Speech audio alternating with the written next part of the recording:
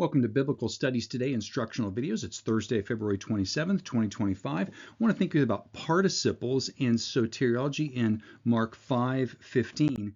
This was brought to my attention by Tom Schreiner's chapel message at Midwestern Seminary earlier this week on the 25th, Tuesday. He preached an excellent sermon on Mark 5. And as I was following along, I noticed in chapter 5 and verse 15 a series of participles stacked up. And Bill Mounts, in his excellent 4th edition here, Greek grammar, this table provides us a flow chart here. When we think about participles and we're thinking about their function, we want to ask if there is or not an article.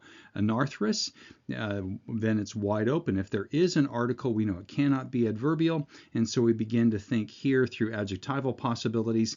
And in Mark 5:15, we have 5 adjectival participles stacked up.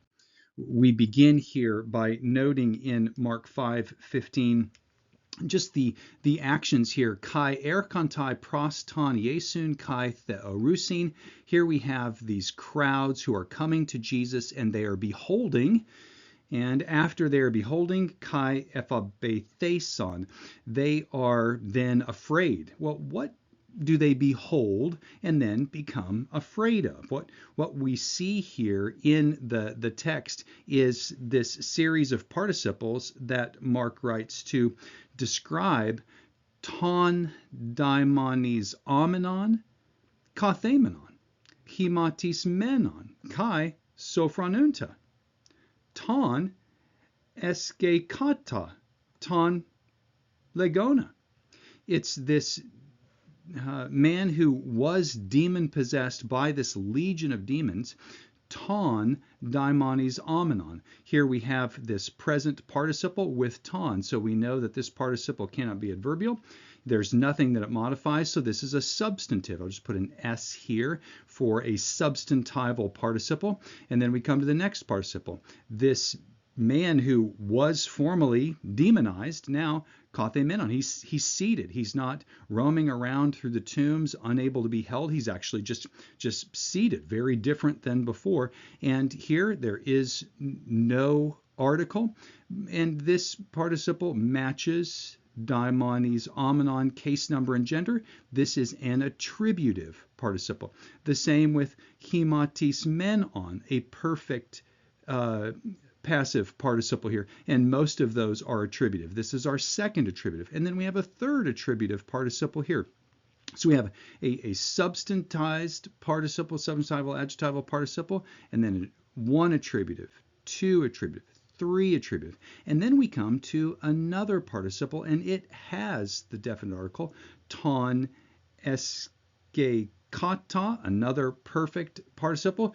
And here, this one active, we recognize with the definite article, and it also matches daimonis amenon in case number and gender, and it's also attributive. Even though it has the article, it matches case number and gender and modifies daimonis amenon. So when we look at the full perspective here of these participles, what we find is that one of these participles functions as the substantive, and that is right at the outset here.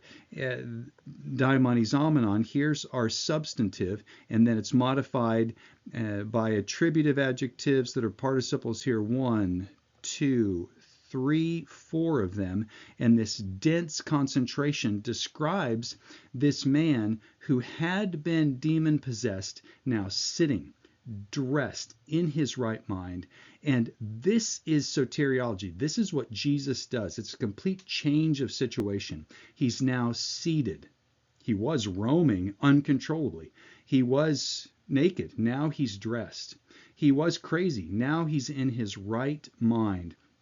And all of these activities modifying this demon-possessed man, and the people were afraid. There is a reaction. It's observable, the change that Jesus makes. That is a foundation of soteriology, and the Greek grammar of Mark 5:15 plays that out.